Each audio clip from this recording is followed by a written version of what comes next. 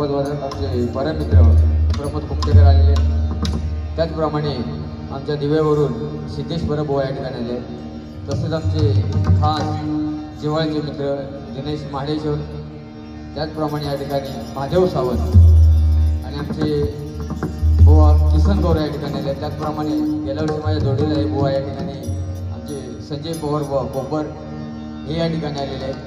त्यांचे सर्वांच्या मनावर आभार मानतोय. हॅलो झालं. त्याचप्रमाणे विश्वासराव पण आलेले आहेत.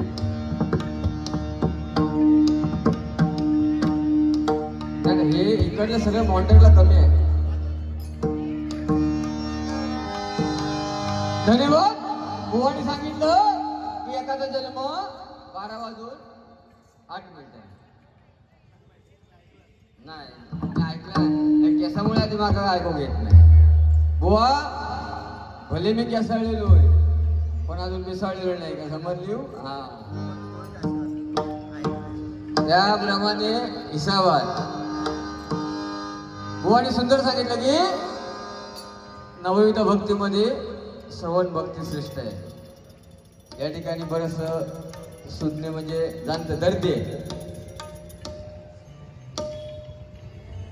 कसं आहे बुवा, प्रारंभाचा विषय तुम्ही तो सुंदर सांगितला की नवविध भक्तीमध्ये श्रवण भक्ती श्रेष्ठ आहे, कारण आमच्यापेक्षा ते पुण्यवंत आहे, कारण ते श्रवण करणार आहे.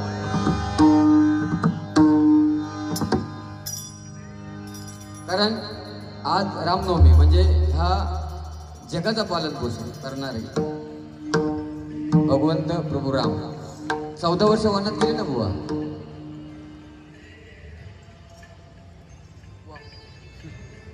तो जरा कमी करायला हवा तिकडे. मंदिर यांचंच आहे ना. मंदिरातील साऊंड थोडा व्हॉल्यूम कमी करा. गणेश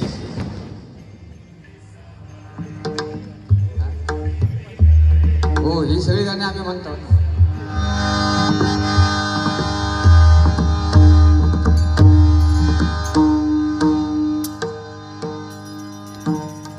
काय बुवा, या ठिकाणी बघा, आ म्हणजे आत्मा, ई म्हणजे ईश्वर, भगवंत निर्माण केली माता, एका वेलांटीचा फरक आहे. या ठिकाणी या कार्यक्रमाचे आयोजक दात्रे साहेब आलेले आहेत. एका दात्रे साहेबांसाठी जोरदार टाळ्या होत्या. कारण बुवा भक्ती 3 प्रकारची आहे. राजस भक्ती, तामस भक्ती आणि मास भक्ती. राजस भक्ती म्हणजे देवासाठी केलेली भक्ती. तामस भक्ती म्हणजे देवाला प्रसन्न करण्यासाठी केलेली भक्ती. आणि मास भक्ती म्हणजे शेजाऱ्याने गाडी घेतल्यानंतर आपल्याला बघवत नाही, ही मास भक्ती. अशा 3 भक्ती आहेत. ह्याचा काढ सगळा पोती पुराण लिहून बुवाने खरं सांगितलं. कारण कसं बघा, ह्या ठिकाणी वयस्कर माणसं बसलेली बुवा, सगळे निवृत्ती या ठिकाणी आता म्हणजे बरेचसे. आता तुम्ही पण आम्ही पण आता जवळजवळ रिटायर होऊन बसलेला आहोत. असंच झालं बुवा. ऐकण्यासारखं विषय ऐकून घ्या, त्यानंतर लिहा. काय झाला, एक निवृत्ती वयस्कर व्यक्ती होता. झाला त्याला सांगितलं देवाने की तुझ्या कर्मानुसार तुला फळ मिळणार. बुवा त्याला विचारलं, तुझ्या कर्मानुसार जे तू अजूनपर्यंत पुण्य केलं त्याप्रमाणे तुला आता फळ देणार. आता तुझं वय झालेलं आहे, तुला 2 कुठले तरी आजार म्हणा आता मी देणार, तर तुझी भक्ती बघणार कशी आहे ती. त्याप्रमाणे म्हणता तुका मी आधार देणार. म्हणता आता तुझ्या म्हातारपणीमध्ये म्हणता तुझे हातपाय लटपटणार आणि एक तर तुझी मेमरी, इंग्लिश मध्ये तुम्ही म्हणता ना बुद्धी म्हणता तुझी कमी होणार. तेव्हा ह्याच्यातला तुला खायचा हवा. तो म्हणता देवा मी म्हणता माझ्या मित्राचा सल्लो घेऊ, विचार केलेलो हा. तर म्हणता आता लगेच मित्राक फोन कर आणि मित्राचा सल्लो घे. मित्राक त्यांना फोन केला.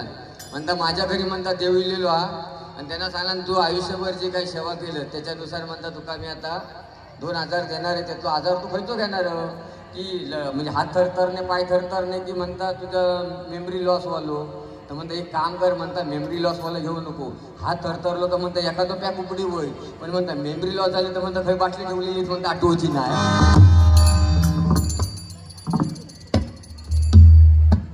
म्हणतात त्याप्रमाणे म्हणता मागाचा आता शेवटी माणूस हो देवा निर्माण केला पण माणसाक आशा लय निर्माण सुटल्या. बुवा तुम्ही सांगितलं श्रीमंताने भिकारी काय नाही बुवा. रात्रीचा भिकारी सकाळ श्रीमंत होता आणि सकाळचा भिकारी रात्री श्रीमंत होता. प्रारब्धाचा विषय ना बुवा.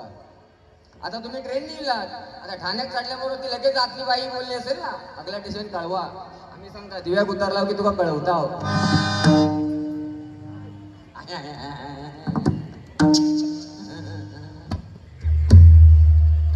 बाकी काय भरा ना देवगड वाटत नाही. देवगड देवगड म्हणतात कसो देवगड हापूस आणि सगळ्या आंब्यात जो हापूस. पण सुंदर आहे बुवा, तुमच्याकडनं घेण्यासारखं आहे. प्रभू रामचंद्र वनात गेले, जाण्याची इच्छा नव्हती, पण का गेले? कैकेयीने वर मागितला होता ना. कैकेयीला पण दशरथ राजाला तो मान्य करावा लागला आणि शेवटी प्रभू रामचंद्रांना 14 वर्ष वनवास भोगावा लागला. बरोबर ना? असो, माझ्यापेक्षा तुम्हाला जास्त माहिती आहे, पण म्हटलं तुमच्याकडनं पण काहीतरी आम्हाला शिकायला मिळेल. आमचं युट्यूबला लोक सगळे रोज ऐकतात. हो नवीन तुम्ही ऐकतात. ज्या एकदा पिसारा एकदा फुलवलंय ना भल्या कृपाचं बघत आहे. गजारामध्ये आपलं मनोरंजन बुवाही करणार आहे. कसं आहे, मायेचा सागर आहे नाही का बुवा.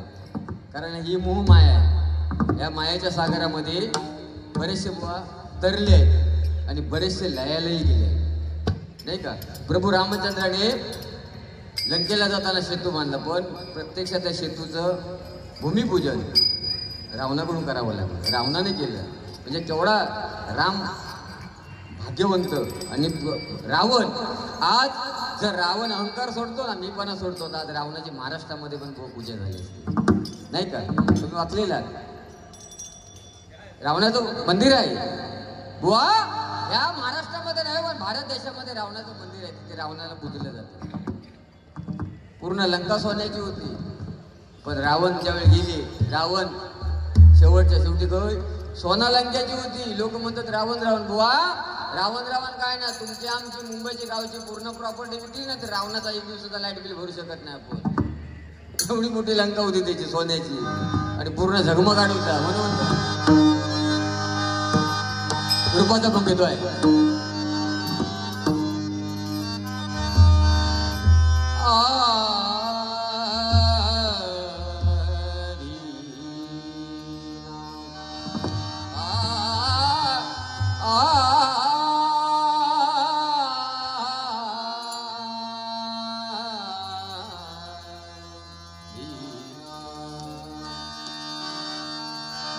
रूप पाहता लोचनी सुख झालं सांगणी. रूप पाहता लोचनी सुख झालं सांगणी.